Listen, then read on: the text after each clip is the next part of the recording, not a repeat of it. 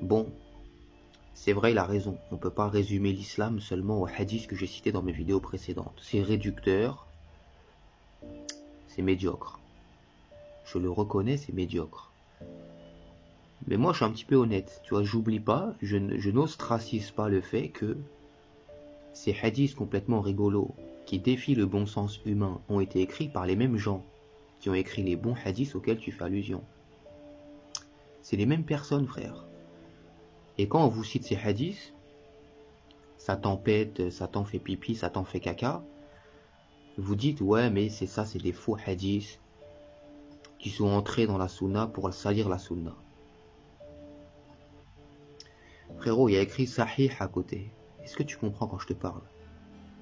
Ça veut dire les savants sunnites, d'après les règles établies par les savants, ont jugé, d'après une étude, que ce texte était authentique.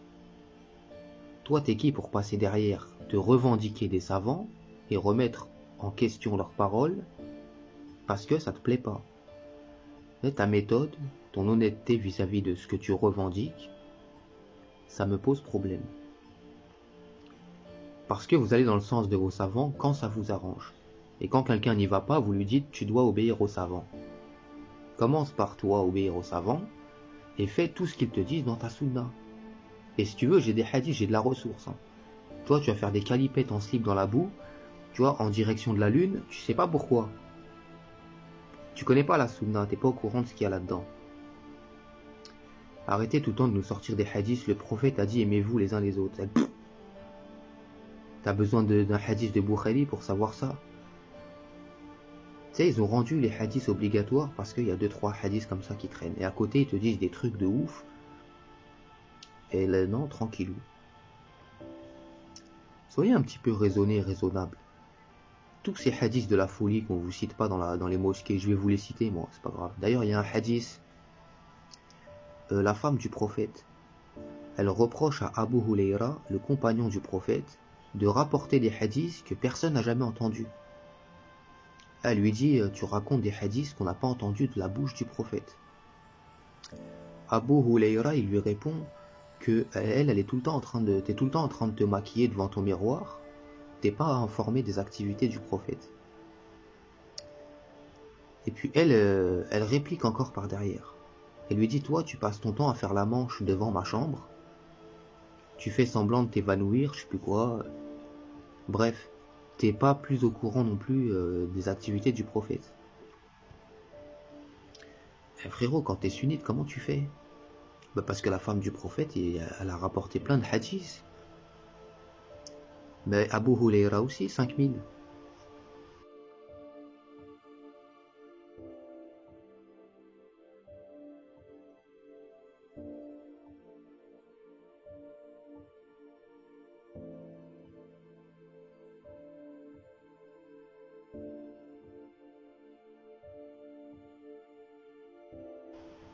Qui est vrai, qui ment dans cette affaire, on comprend plus, frérot. Qui c'est qu'on doit suivre? Parce que les deux, ils se traitent de menteurs. Eux-mêmes. Ça vous fait penser à rien, cette histoire? Ça me fait penser aux Anges 2. Voilà. On dirait un clash de télé-réalité. C'est les anges à Médine, frérot, hashtag, il y a des tensions dans la villa. Le mec qui a écrit le hadith là en question, non, il est barré un peu. C'est pas un ami du prophète, ça, c'est pas possible.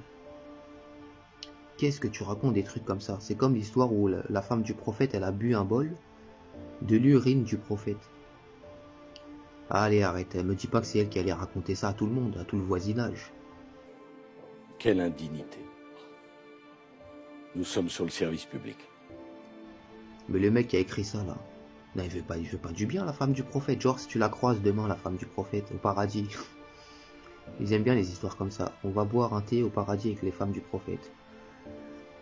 Purée, à vont recevoir du monde, hein, parce que les pauvres.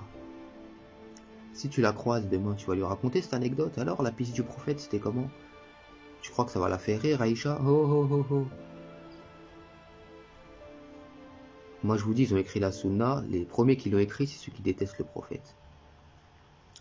C'est tout, il n'y aurait pas toutes ces histoires à l'intérieur sinon. J'ai vu les chiites, ils sont énervés d'ailleurs. Bah ils se moquent des sunnites. Ils disent le prophète est suicidaire dans votre religion. Bah, parce qu'ils ont fouillé dans Boukheli. Tu sais, les chiites, ils acceptent pas Boukheli. Ils disent que c'est une foutaise, une flûte. Donc ils fouillent là-dedans et puis ils ont plein de preuves pour prouver que c'est une flûte.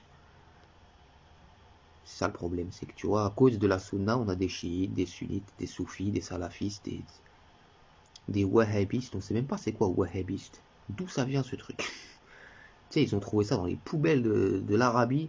Wahhabiste.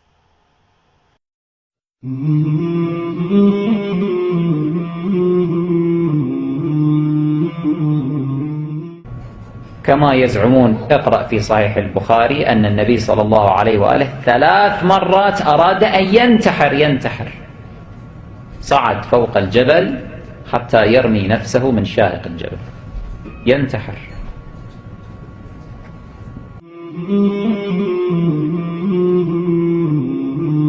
مولاي صل وسلم دائما أبدا على حبيبك خير الخلق كلهم.